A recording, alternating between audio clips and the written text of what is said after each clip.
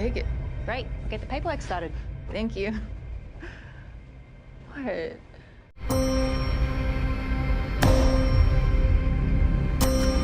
Festival. It's the Royal Hotel, the new film by Kitty Green. And as you know, we have Kitty Green with us today. So if you all agree, let's now go for questions from the floor.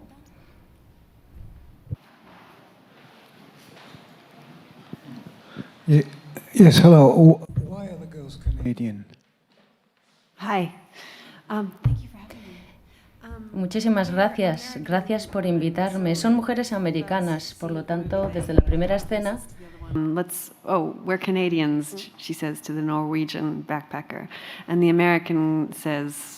other American says, why Canadians? And the other girl, sorry, it's a complicated story. The other girl says, oh, everybody loves Canadians. So I think they're just pretending to be Canadians as a way to kind of get in with the people of Australia who probably have more of a closer connection to Canadians. ¿Hay alguna otra pregunta? Are there any more questions?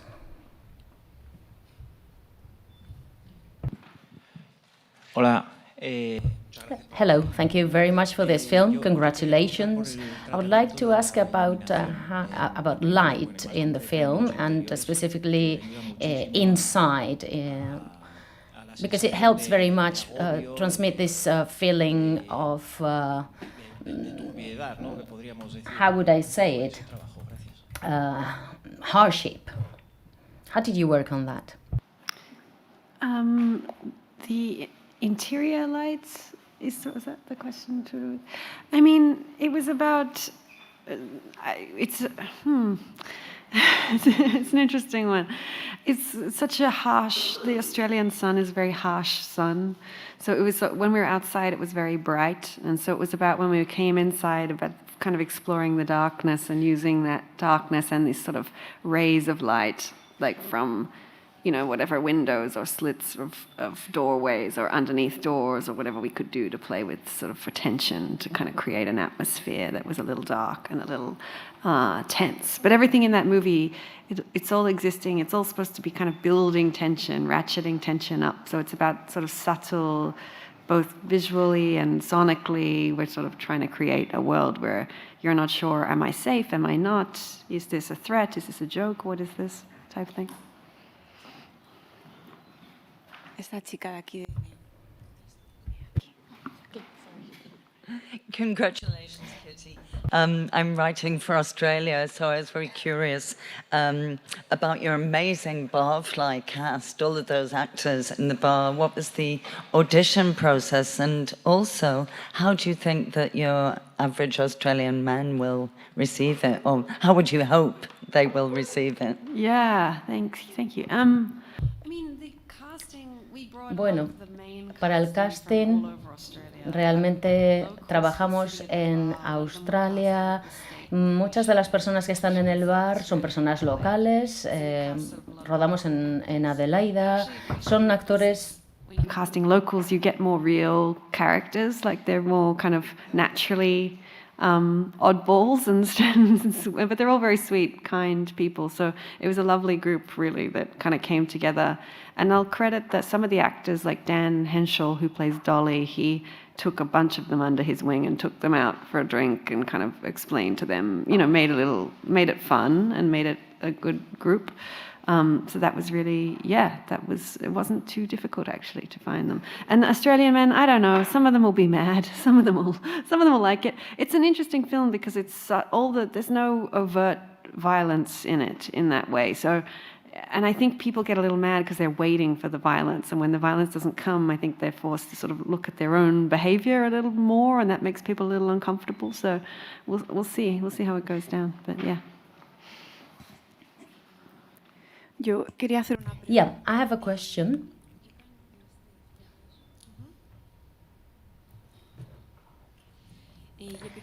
Yeah, I have a question for Kitty. I think that the origin of the project is totally aligned. Of course, this is totally aligned with everything you've done so far. And the origin is in a documentary about how a hotel worked in Australia. Can you tell us more about it, please? Yeah, I was on a jury for documentary films in Australia, and I saw this documentary it's about two Scandinavian women who are backpacking in Australia, and they take a job in this pub to get some money, and they end up in a town very similar to the one in the film. So we used that as sort of the jumping off point or the starting point for the screenplay. We obviously, nothing is the same. There's no dialogue or anything taken from the documentary, but the kind of vibe of the place is similar. So, yeah. ¿Hay alguna pregunta? Are there any further questions?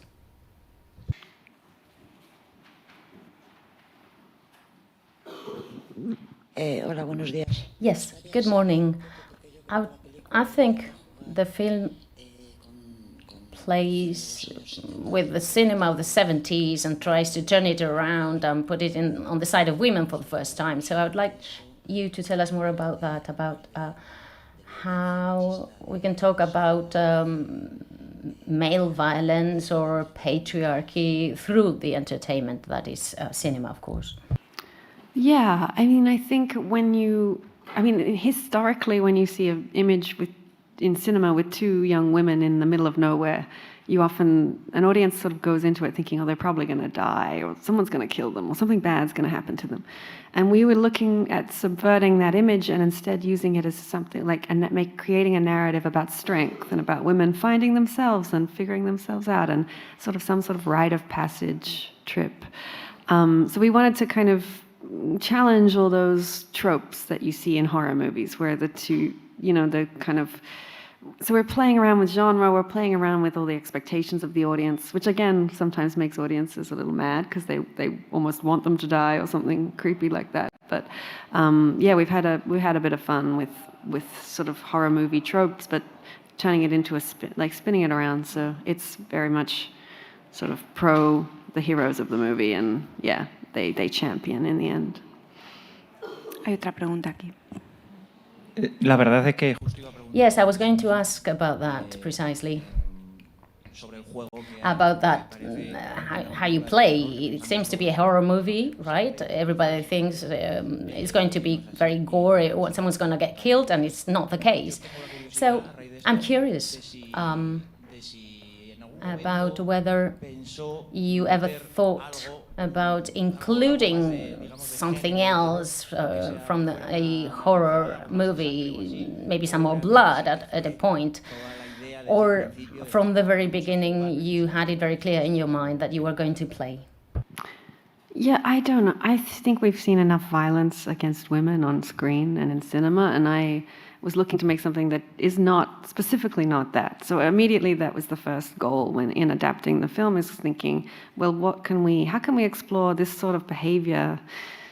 It's a complicated thing to describe, but we're basically looking at the type of behavior that is kind of the gateway or entry point to sexual violence and violence against women. So it's about trying to stop that behavior from ever getting too bad or too far. So if you say no earlier on, then it never escalates. So the idea is it's about all this kind of weird sort of behavior where you're like, ooh, I'm uncomfortable, but I'm not sure. Should I stand up for myself? Should I not? And so it's about that kind of line. We're dancing on the line without ever really crossing it, I think, which was always the goal from the beginning. And then, yeah, I don't know. But again, it's really only I never said it was a horror movie. It's only an audience that thinks it's a horror movie. It's a wild thing where they look at that image and think that they're going to die. It's crazy. We're always like saying, no, they're not going to die. They don't die. Oops, I don't know if I should spoil it. I don't know. These guys are distributing it. But you know what I mean? Like, we're trying to teach people that there's a different way to make that kind of film, which is about women being strong in the outback, you know. Aquí hay una pregunta, Beatriz. Yes. Talking about violence against women and all these behaviors by men, how would this film connect with your first movie, The Assistant? They're both sort of about behavior patterns and attitudes that are a little gendered and sort of sexist, and they're both looking at sexual harassment in the workplace, essentially, in some way. And that's kind of they're very different films. Julia Garner, my actor, clearly links the two of them, because both the films are kind of about her processing her environment and her trying to figure out if she's safe, if she can stand up for herself, how to navigate, I guess, a culture. And one was like the workplace culture in the assistant, and here is something more like an aggressive drinking culture in Australia. So there are links in that way, but they're very different, I think, tonally, the two films. No sé si hay alguna otra pregunta. I wanted to ask you, because, one of the strong points of a film, on top of everything that's been said about structural violence against women and the representation of women in the film, but leaving that aside, I would like to highlight how important the scene is. I mean, how you use Australia and this environment to tell your story. And somehow this makes us think about Peter Wader, Iris Miller, and important Australian directors, because the landscape shapes the characters. How did you work on that in your film? Ooh, I'm Australian, but I hadn't made a movie in Australia before. So partly it was the first film I've really done this. So when I was kind of heading there to do it, I was thinking about, well, how do I tell it's a very dark story about the culture, but also kind of show the beauty and show them how magnificent the landscape is. So it was about trying to find ways to present the country beautifully, but also show this sort of little kind of microcosms of behavior that I disagreed with. So it's a balancing act of finding, but firstly, it's also like partly the pub is set in this mining town in the middle of nowhere, so finding that kind of barren, dusty landscape was really important. Finding a structure that was unique and had its own, like the pub itself, the two-story pub, was really important. So it became about sort of assembling these elements, and then also just setting up a nice trip for the girls. I wanted Sydney to look beautiful. I wanted the waterhole to look beautiful. Like we wanted to feel kind of some of that the whatever magnificence of the outback, I guess, and the Australian sort of environment. Hay otra pregunta aquí delante. Hi again.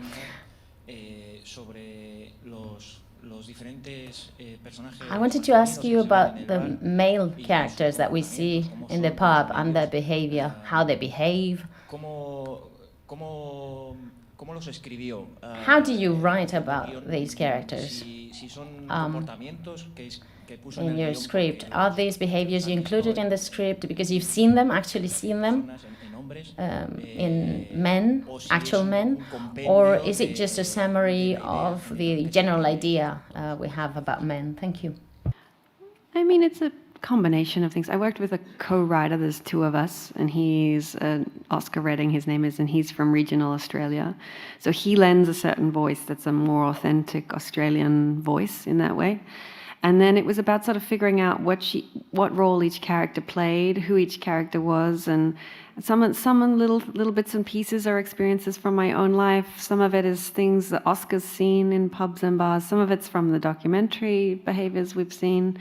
And it's sort of just combining it all and then layering it out and seeing, like, structurally, what should happen here and what should happen there, and how does it escalate and how does it get worse but not cross the line. And so it's like a lot of conversations about sort of, the details, the kind of minutiae of it, basically. But they're all based in some way on people we've met or people we've sort of come across, I guess. Si no hay ninguna pregunta aquí. Aquí una adelante y luego pasamos allá.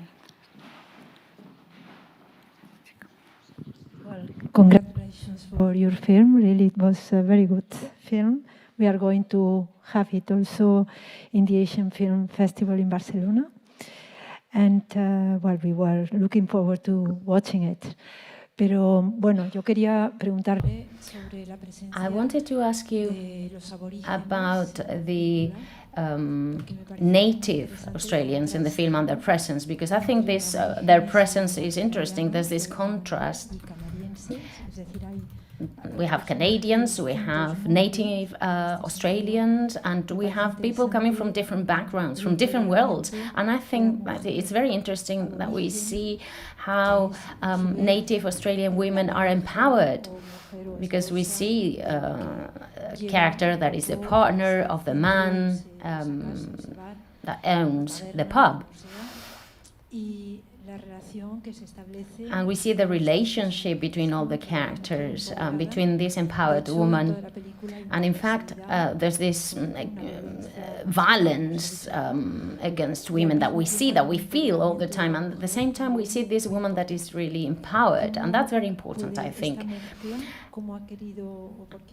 Why did you want to show these three different worlds, these different cultures? Yeah, I'm not sure. I mean, mostly in adapting sort of this documentary, there was no female presence in the pub. Like there was no woman working in this pub, and well, maybe there was, but not in any strong way. And we were looking to create a character that could kind of show the world to the girls. I think if a man had have picked them up from the train station, then everyone would have thought, oh, they're really going to die. So it's another way of sort of subverting, I guess, an expectation of who's going to pop out of that car. And then we cast Ursula Jovic, who's an incredible actress, and she had worked with Oscar before in a theater program. So the two of them were very close. So we wrote the role for Ursula just thinking she would be a wonderful addition. We're fans of her work. And she's so strong, and she and Hugo Weaving had a really beautiful relationship, and they spent a lot of time talking about their backstory, what had happened. We'd assumed that they had a relationship on and off that has sort of come to an end, and it was getting to the point where she was really at breaking point, where she was ready to leave. She had enough, and she stood up for herself and said, "No, I'm out," and leaves. And that to us was important, that she'd taken the first step so that our girls could then stand up for themselves. They could see that in her, and her making her own choices. So yeah, it was just looking at different interesting characters and interesting actors we wanted to work with that we brought everyone together and took them all to Adelaide, to the outside of Adelaide, and we kind of created that world with all these people that we were excited about working with, essentially. Aquí atrás, este chico de aquí atrás. No te preocupes. Felicidades por la película. Yes, congratulations on this film. I think you directed it beautifully.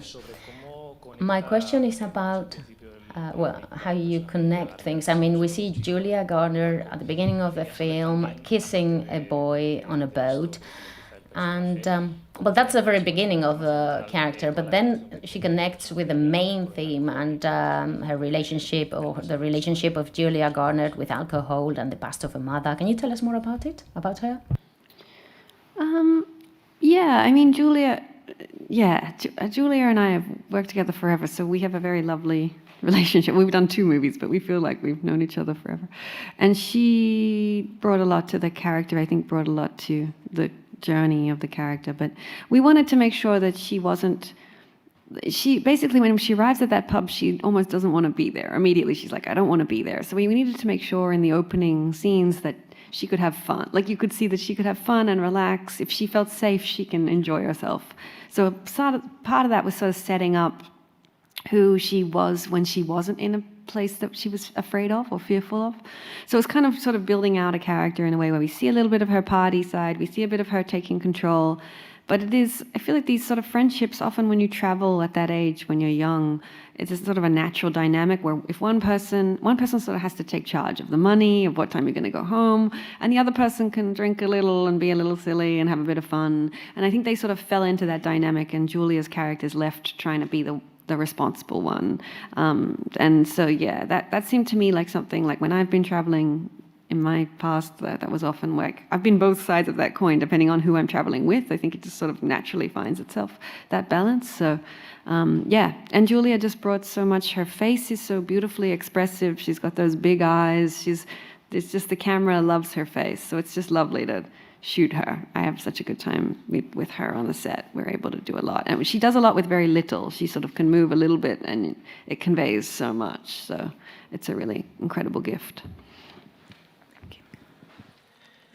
Sí, bueno, pues voy a aprovechar este nuevo turno de preguntas. Let me make the most of the possibility of asking questions, right? Because I've got many questions for you. Yo quería preguntar sobre, bueno, Hugo Weaving, que creo que es uno de los Hugo camaleónicos. Weaving is an actor that adapts himself very much. And how was it working with him? Because we see that once again he transforms himself completely in this character, in this role.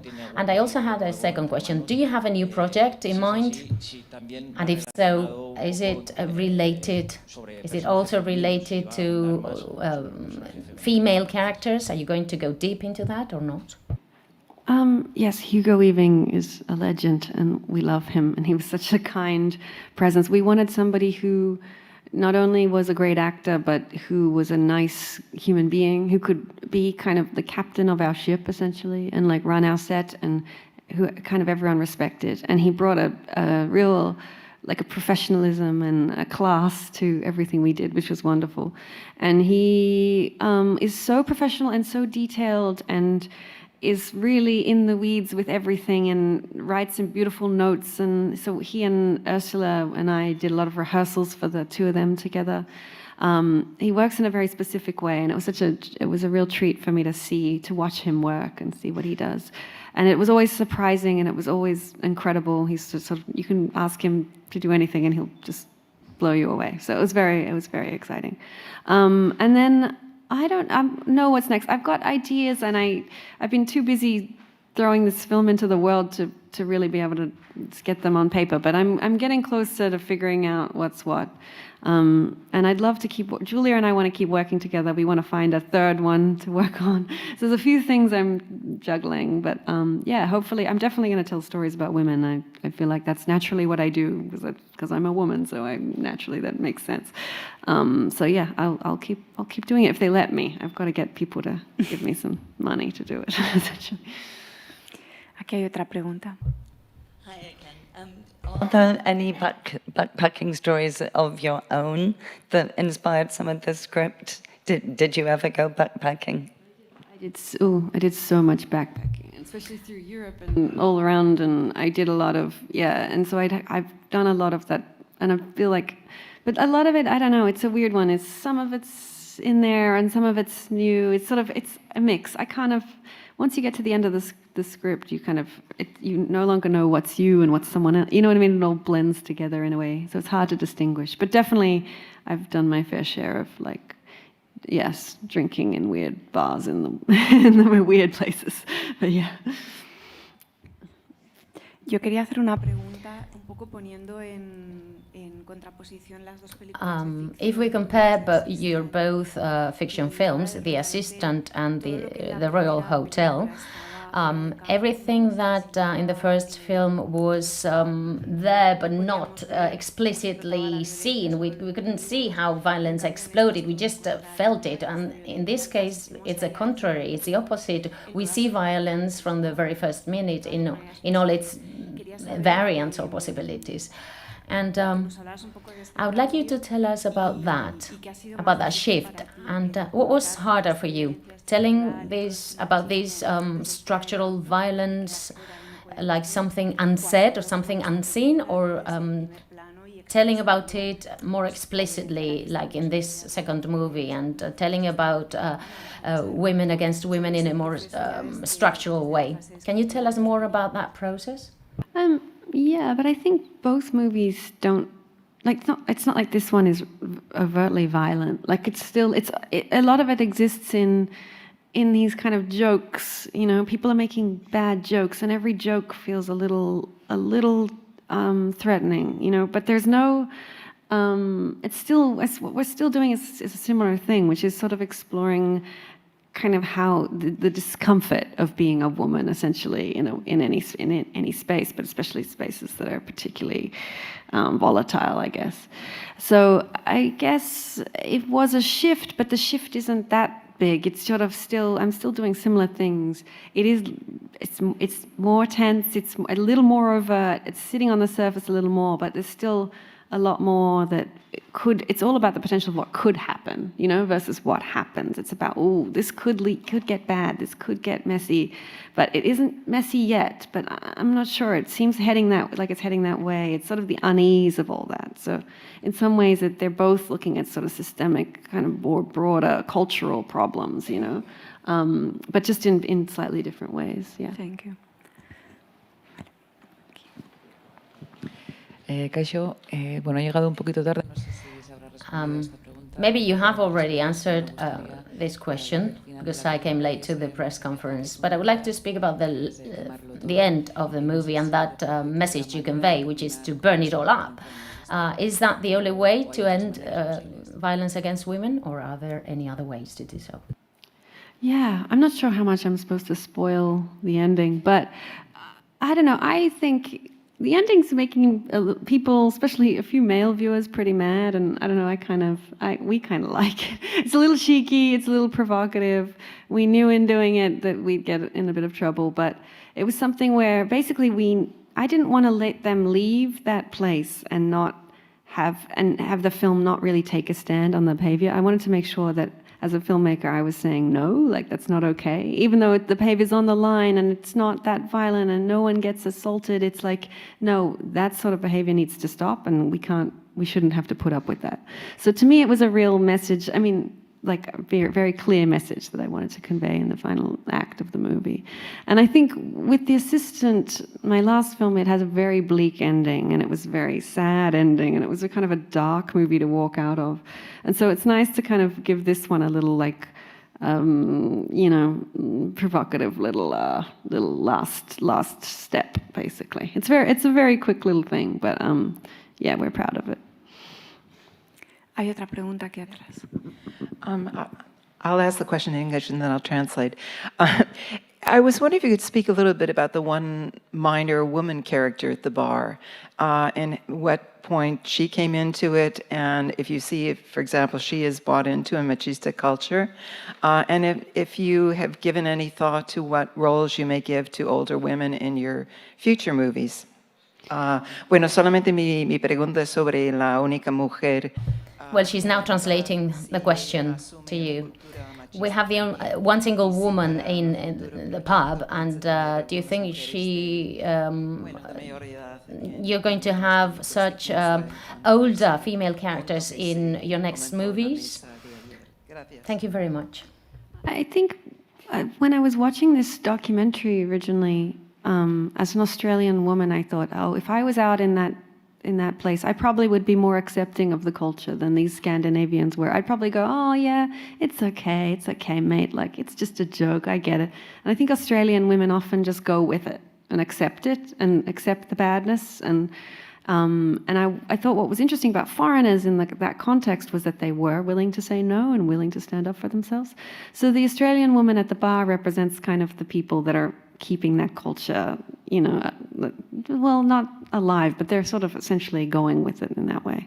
And we cast a woman who was just fabulous and just would yell things out and had a great time. And we're still close. We still message each other, and she's always telling me what a great time she had. So I'm glad and all the guys had a good time with her too. She was fun.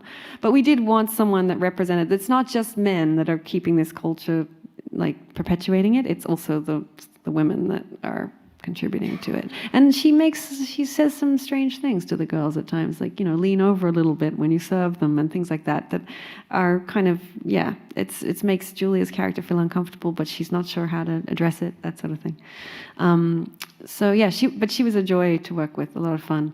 And I'd love to work with other women. I've got the next project, I'm trying to expand it. It's sort of each time, I make these little movies and people give me a little bit of money and I can only kind of do so much. And this one I was given a bigger cast and a bigger, space to play, but we still only had 25 days. It was a short shoot. It's for a lot of people and a lot of cast. And so it's like working, hopefully if they give me bigger budgets, I can really kind of expand and create bigger worlds and things like that. So, yeah. No sé si hay alguna otra pregunta. Are there any more questions? Cuando a propósito de una pregunta, decías que tú no tenías la You percepción said de earlier on that you didn't have película you conectada said that you didn't have this feeling that your Pero sí que film es is verdad a que en terror el capítulo movie. de Assistant, But both in realmente The hay Assistant una and in serie the de Royal Hotel, pasajes there's a películas series of las elements in both films that are related to the way you work with tension there and violence, whether it is expressly seen or not, clearly seen or not. And that connects very much with the gender cinema, terror films or thrillers. And I wanted to ask you if you're tempted to make a terror movie. That's something we've been talking about with our colleagues, because in your films we always see some elements of terror films, but of course they're very much showing reality. They're not pure gender films, but it seems that there is this element of terror films in your work. I mean, I think I just explore things that I find interesting. I look at behavior that I find interesting, and that generally in life, and that's generally sparks the idea for a film. And so then it sort of becomes about, well, what am I?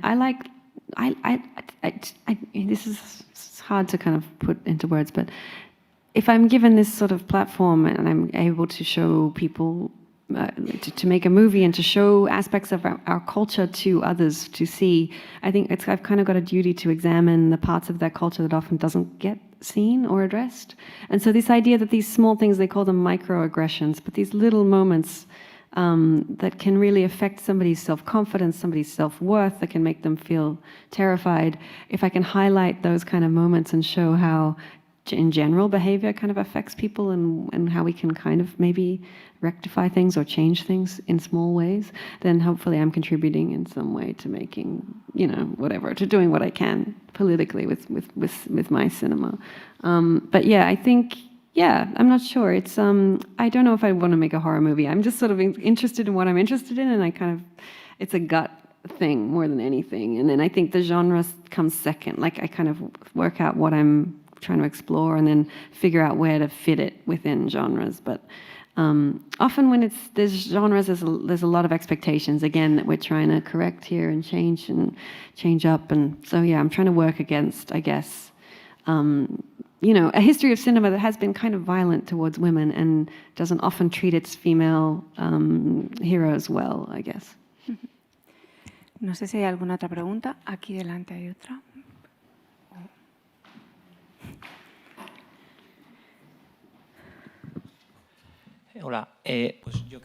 Yes, I wanted to know if in Australia there's a law against these behaviors of violence against women. Do you have a law in Australia like the one we fought in Spain? Yes, definitely. But again, when you look at the film, if you actually examine the behavior in it, nothing has happened that has broken a law, So it's all about these things that are sitting in that space where it's like, I'm not sure if this doesn't. It's technically not a crime to do anything in the film. And whatever, she's hit in the face, but that's an accidental hit. So none of it crosses that line in that way. So it's looking at how to talk about the type of behavior that isn't criminal, but is very unsettling and can lead to criminal behavior if it's not prevented or stopped early on. No sé si hay alguna otra pregunta. Are there any more questions? Si no hay ninguna otra pregunta, If that's not the case, I would like to close this press conference. For a number of different circumstances, we don't have here the two main characters, or the two main actresses of the film, but I would like to ask you about working with them, but not just as actresses, but also about the way you wrote the characters, right? Both characters are in the same direction in the film, but they're very different from each other, and there is conflict between them in many different ways of seeing things. So I wanted to know more about how you wrote these two main female characters, and then how it was working with Julia Garner and Jessica Henwick. Yeah, I mean, I think it started off looking, there's a few different ways of looking at it, but one is looking at the way women deal with sort of past trauma or things like that. Is this one way you can kind of drink yourself through it, to keep drinking, not think about it, have a good time, not worry about it. And the other way is sort of to be very overtly cautious and always examine the environment for threats or whatever. So we had these kind of two narratives essentially. And Julia took one, and then we had to cast. And Julia I was going to work with no matter what, because we'd worked together before. And we were looking to cast Jessica. We needed to find someone that worked well, who had good chemistry with Julia. So I went about it casting not just a brilliant actor, but someone who I felt like could get along with us and would fit naturally into our group and turn our little duo into a trio. And we found Jessica, whose work was she's very serious in what she does. She's very precise. And I was a bit worried she'd be too precise because Liv, the character, is very messy. And so we had to I met her on Zoom and she was really completely goofy and weird and sweet and kind and bubbly and everything we needed her to be. So immediately, I think within a few minutes on Zoom, we decided she'd be the right person for the role. And her and Julia got along really beautifully. I knew they would. I could kind of tell by the way Jessica works. And Julia was really relieved that she had someone that she could work opposite with, that she trusted and that felt like a friend. And it's chemistry things, energetically they just fit. It's hard to put into words why, but yeah. Thank you. Pues si no hay ninguna otra pregunta, vamos a dar. If there aren't any more questions, we're going to close this press conference. The Royal Hotel is in the official section of the festival. Thank you, Kitty Green, for being here. Have a good day.